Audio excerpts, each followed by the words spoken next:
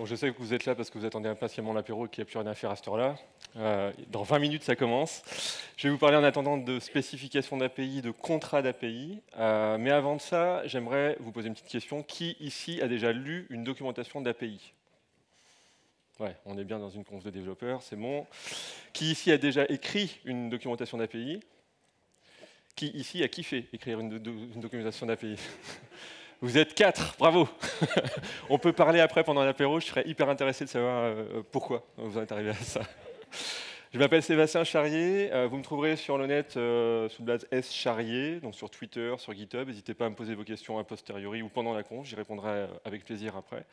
Et je suis le fondateur d'une boîte qui s'appelle Bum.sh. On est une plateforme de gestion de contrats d'API et de gestion du changement dans les API. Donc c'est très en lien avec ce dont je vais vous parler. Si vous voulez tester, c'est avec plaisir. Dans un monde parfait, je ne serais pas en train de faire cette conf-là. Dans un monde parfait, on n'aurait pas de documentation d'API à lire, on n'aurait pas de documentation d'API à écrire, on n'aurait pas de code à écrire pour aller consommer des API, puisque tout serait automatiquement, les services parleraient entre eux tout seuls, il n'y aurait rien à faire. Il se trouve qu'on est loin de cet univers-là aujourd'hui, et qu'aujourd'hui, quand vous créez une API, quand vous concevez une API ou que vous mettez en place le tooling autour de cette API, vous adressez toujours à des êtres humains.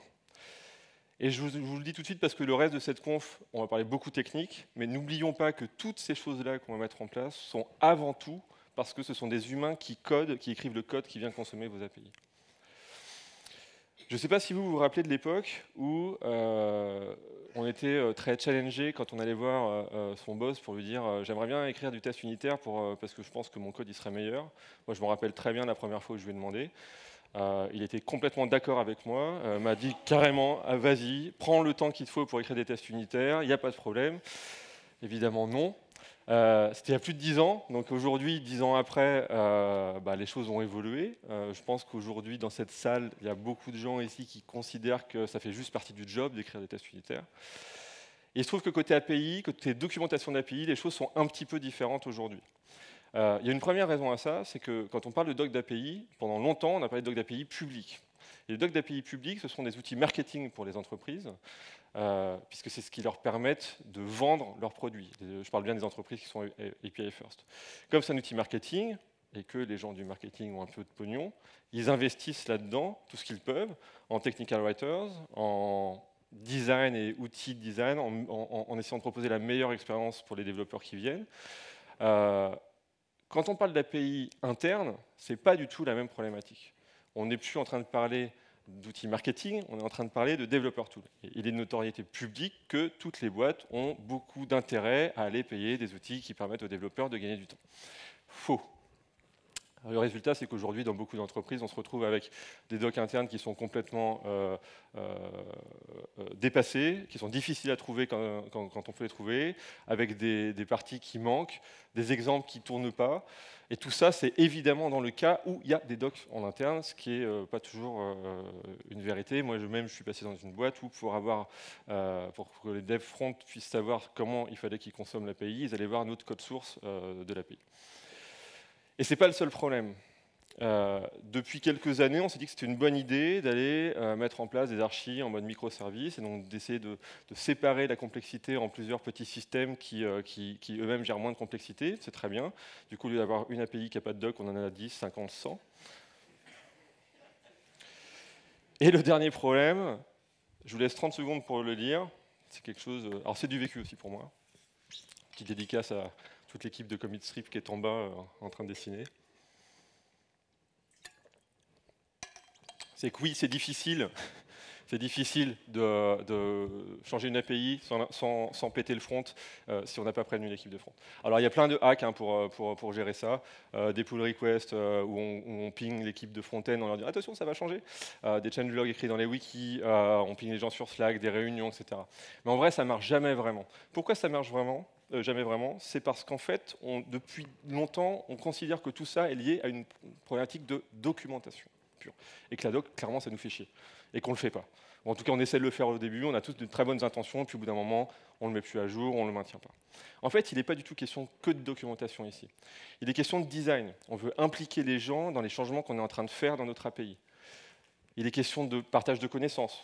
de documentation du coup. Il est question de gérer les changements, de les communiquer en interne et de gérer leur propagation dans tous les éléments de notre écosystème.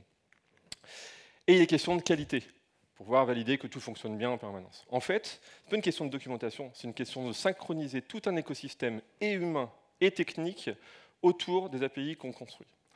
Et en fait, pour ça, il y a un concept qui existe qui est extrêmement bon, c'est le principe de spécification d'API. Exactement ce dont on va parler ce soir. Cool, vous êtes dans la bonne conf. C'est quoi une spec d'API? Alors, quand on cherche sur Google, les résultats qu'on trouve, c'est en général à peu près celui-là. Une spec d'API, c'est quelque chose qui vous permet de décrire ce que fait votre API et de voir quels sont les résultats que vous attendez en fonction de ce que vous avez demandé. Alors, c'est un petit abus de langage, parce qu'en vrai, ça, ce n'est pas une spec d'API. Ça s'appelle une définition ou un contrat d'API. La spec d'API, c'est le vocabulaire qui nous permet, à nous, développeurs, de venir décrire ces définitions d'API. Dans l'univers REST, il y a eu une petite bataille entre plusieurs types de specs. Oui, certains ont dû voir cette série il n'y a pas longtemps. Putain, beaucoup de monde quand même. Entre trois grandes specs qui sont un peu tirées à la bourre pendant quelques années, Blueprint, Ramel, OpenAPI, que vous connaissez peut-être sous un autre nom, Swagger. Ça a été renommé. Je vous passe les détails de pourquoi ça a été renommé. C'est un truc un petit peu sale, d'idée de marque, de marque qui n'a pas été donnée à la... Enfin, bref, ça ne regarde pas. En tout cas, dans ces trois specs, il y en a une qui a gagné cette bataille, c'est OpenAPI. Je dis gagné au sens où aujourd'hui, on a à peu près 80% des API REST qui sont documentés avec une spec qui utilise OpenAPI, /Swagger avant. Alors concrètement, qu'est-ce que c'est qu'OpenAPI? Si vous ne le savez pas, c'est un fichier JSON ou YAML, ça marche pour les deux, qui va venir décrire les éléments tous les éléments qui vous permettent d'utiliser l'API. Alors le but là n'est pas de rentrer dans comment est-ce qu'on écrit vraiment une spec OpenAPI, ce serait vraiment très chiant, surtout à 18 h juste avant l'apéro, mais je vais vous montrer quand même quelques petits éléments qui sont importants. Le premier, c'est les serveurs sur lesquels on peut utiliser l'API. On va pouvoir décrire le serveur de prod, le serveur de staging, le serveur de dev. On va pouvoir décrire les opérations qu'on va faire dans notre API. En l'occurrence, là, c'est un exemple d'un endpoint user sur lequel je peux envoyer une opération post. Et derrière, je vais lui lister les paramètres que je dois envoyer en request body. Et en responsive, je vais lister toutes les réponses que l'API peut me renvoyer en fonction de ce que je lui ai envoyé. Si je lui ai envoyé un utilisateur correct, elle va me répondre en JSON un objet user. Si par contre j'ai envoyé de la merde, eh ben, ce sera une réponse 422, attention, envoyez-moi un user qui est correct. Une chose qui est intéressante, c'est que les schémas des objets que vous manipulez dans OpenAPI sont décrits au format JSON Schema, qui est un format qui est utilisé pas uniquement par OpenAPI. Ça, c'est nouveau depuis OpenAPI 3.1. Avant, ils avaient un JSON Schema qui était un tout petit peu modifié. Là, ils sont complètement compatibles, ce qui veut dire que tous les modèles qu'on écrit pour OpenAPI peuvent être réutilisés dans plein d'autres outils. Il y a une autre mécanique qui est intéressante ici, c'est que vous voyez qu'ici, je n'ai pas décrit réellement mon utilisateur, j'ai fait une référence. En fait, OpenAPI repose sur le principe de JSON Schema qui permet de dire que on va pas avoir besoin, c'est la fin de journée, pas avoir besoin de réécrire la même chose à plein d'endroits.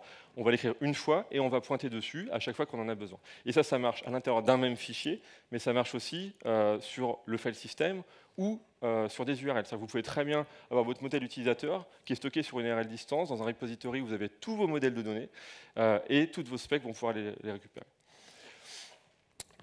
C'était vraiment un résumé, on pourra en reparler si vous voulez un peu plus longuement. Mais comment est-ce qu'on écrit cette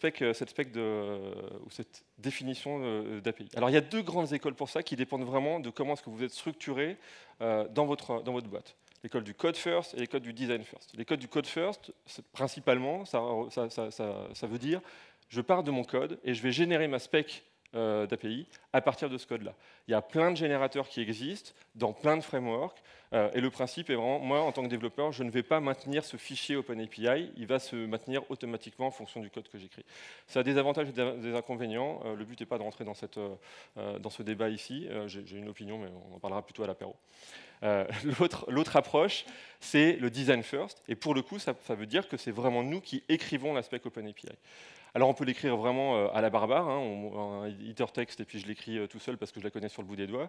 Moi, ça fait 7 ans que je suis dedans, je commence à pouvoir le faire, mais je ne suis pas complètement facile. Il y a plein d'outils qui vous permettent de vous aider à ça, dans à peu près tous les éditeurs. Ils vont vous aider à linter, ils vont faire de l'autocomplétion. Puis il y a des outils qui sont vraiment créés spécifiquement pour OpenAPI, pour vous aider à designer la spec. Je vous en donne deux. Stoplight Studio qui est vraiment intéressant, au sens où vous n'avez pas besoin de connaître la spec pour designer votre API. Vous remplissez des formulaires et c'est lui qui génère la spec derrière. Insomnia, qui est un peu plus bas niveau, pour lequel vous devez vraiment écrire votre spec OpenAPI dedans, mais il vient vous aider pour que ce soit un petit peu plus facile, là encore autocomplétant, et en vous donnant plein d'indices sur ce qu'il faut écrire. Donc ça, c'est pour la partie comment j'écris ma spec OpenAPI. Mais ce qui devient intéressant, c'est qu'en fait, avec cette spec, avec cette définition, vous allez pouvoir faire plein de choses, parce qu'il y a plein de tooling qui existent autour. Bon, la première chose, c'est celle qu'on imagine tous, c'est on va pouvoir générer une doc à partir de ça. Est-ce qu'il y en a dans la salle qui ont utilisé Swagger UI ou Swagger, qui connaissent? Ouais, ok, très bien, merci. Donc voilà, pendant longtemps, on a cru que Swagger, c'était juste pour faire une super doc Swagger, c'est très bien. Aujourd'hui, Redoc est plutôt en train de prendre le pas dessus. Donc il y a plein d'outils open source, il y a aussi des outils SaaS qui existent, dont Stoplight, README ou Bump.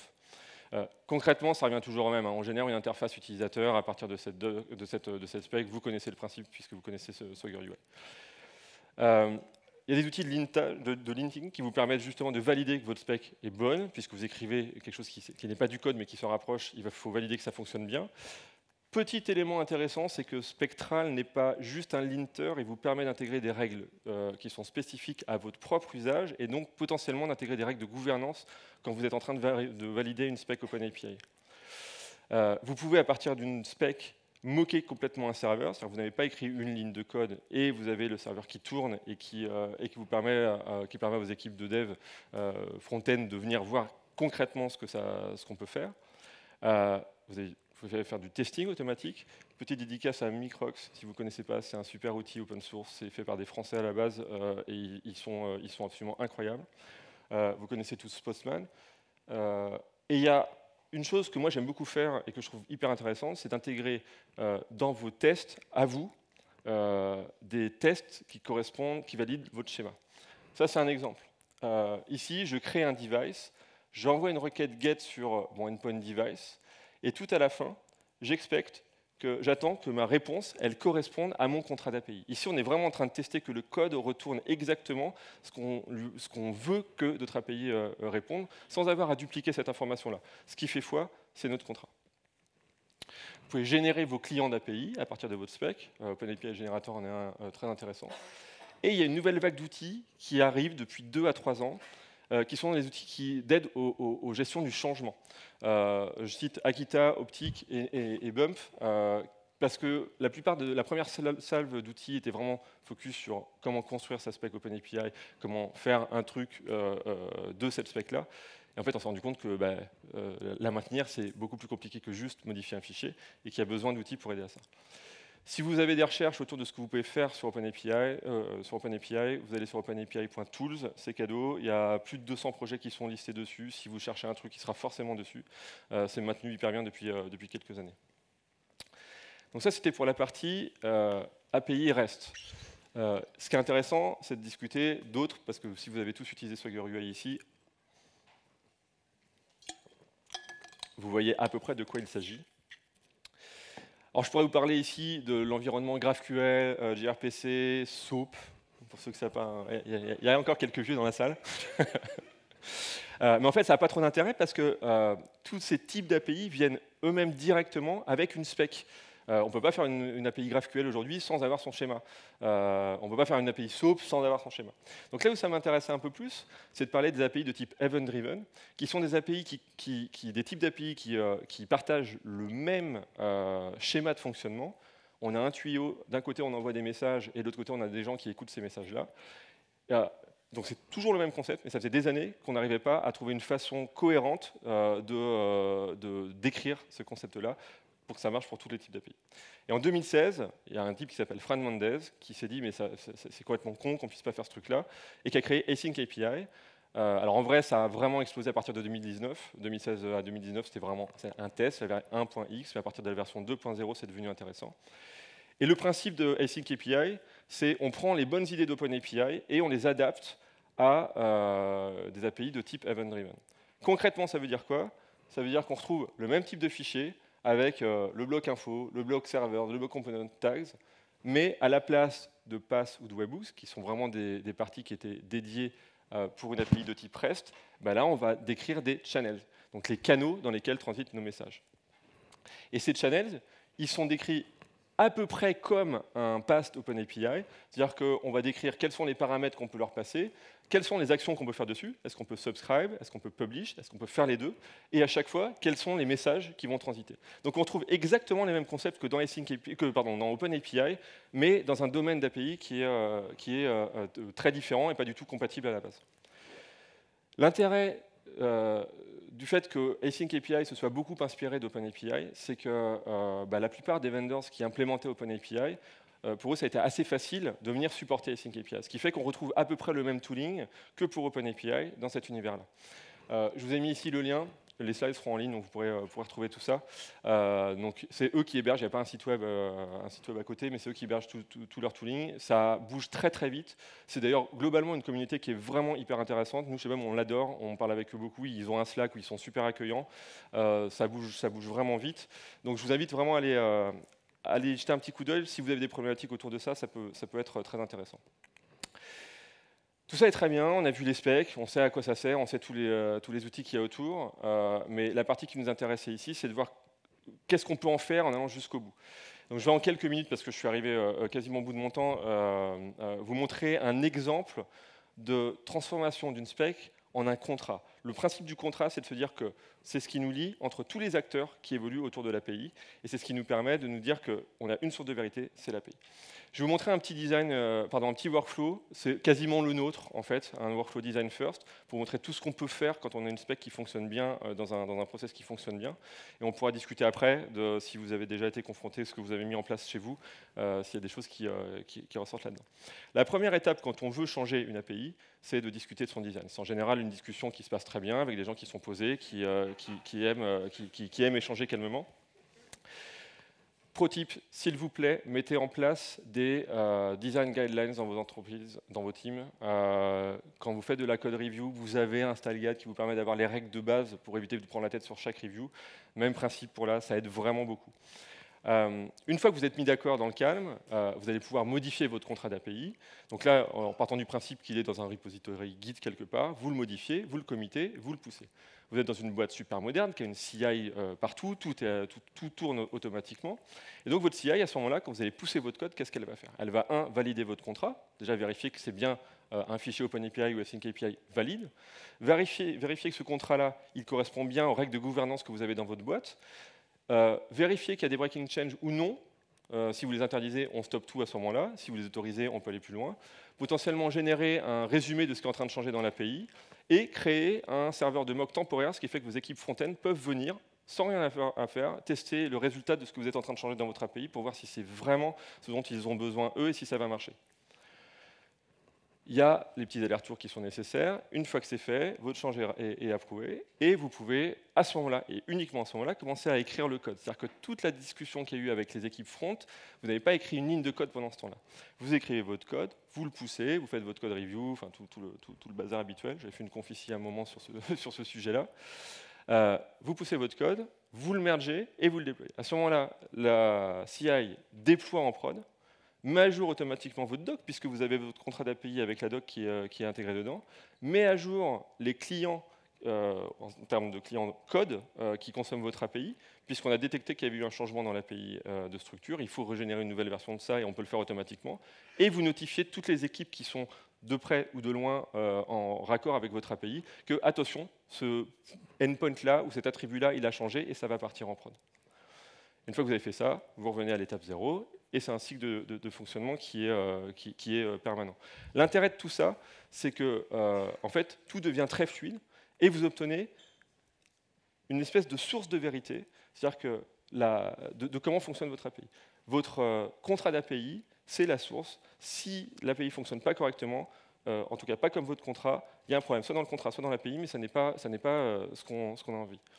Vous avez une documentation qui est maintenue à jour en permanence, des clients qui sont maintenus à jour en permanence, des tests qui sont maintenus à jour en permanence, et plus que tout ça, ça vous permet d'améliorer vos workflows entre les différentes équipes, puisque vous avez cette espèce de tunnel et de moyen de discuter qui est commun à tout le monde, qui est votre spécification d'API. Et comme je disais en tout début de cette conf, oui, il est question d'outils, mais avant tout, aujourd'hui, il est surtout question de synchroniser des gens autour de ces outils-là.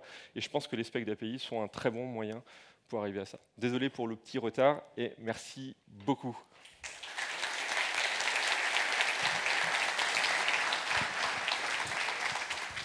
Avant de prendre les questions, j'ai juste une toute petite demande à faire. Alors, j'ai un peu de swag, j'ai quelques stickers ici. En fait, on est en train de faire une grosse user research chez Bump. On a besoin de parler avec des gens qui utilisent OpenAPI en interne ou Async API en interne. Si c'est le cas, n'hésitez pas à m'envoyer un petit mail. On remercie les gens avec une bière. Oui, on a créé une bière qui est une REST IPA, s'il vous plaît. Et on les remercie de cette façon-là. Donc, si vous m'envoyez un petit mail, vous pourrez recevoir ça. Si vous ne voulez pas participer, il y avait un petit indice dans la conf pour pouvoir en obtenir d'une autre façon. Vous pourrez voir ça sur les vidéos. Est-ce qu'il y a des questions? Non, on veut aller à l'apéro. C'est une petite question sur OpenAPI. Je n'arrive pas à décrire les liens A2AS. Est-ce que c'est moi qui m'y prends mal ou j'ai pas entendu. Je n'arrive pas à décrire les liens A2AS dans OpenAPI 3. Est-ce que c'est moi qui m'y prends mal ou est-ce qu'il y a un petit trou dans la spec? C'est une bonne question. Je ne sais pas. On va avoir tendance à dire que c'est en sortie, on va avoir une map d'objets, mais on n'a pas les liens sémantiques. Ouais. En fait, je pense qu'il y a plusieurs trous. Il y a ce trou au niveau objet. Nous, on voit, il y a un trou qu'on voit aussi beaucoup, c'est entre les différentes API. Comment est-ce qu'on crée du lien? Je crois qu'OpenAPI aujourd'hui a vraiment été créé en imaginant, en décrivant un élément sans aucune interdépendance dans un système. À la limite, les seules interdépendances qui sont capables de gérer sont celles vers les modèles, puisqu'on est capable de faire des références et de partager un modèle entre plusieurs systèmes. Mais on n'est pas capable de créer du lien entre les systèmes. Et je pense que c'est un vrai gros manque qui n'est pas spécifique à OpenAPI. On trouve le même dans Async API, on trouve le même dans GraphQL. En fait, aujourd'hui, on a plein de specs qui permettent de décrire un élément dans l'univers, mais pas comment cet élément évolue avec les autres. Et à mon avis, c'est un des futurs challenges qu'il va y avoir dans les années à venir, c'est d'arriver à se synchroniser sur ces sujets-là.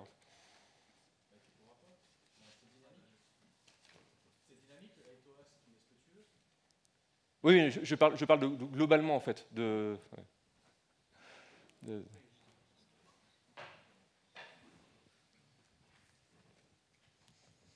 Ah, si c'était une question, pardon. C'est une question? Non, c'était un pull qui se remettait.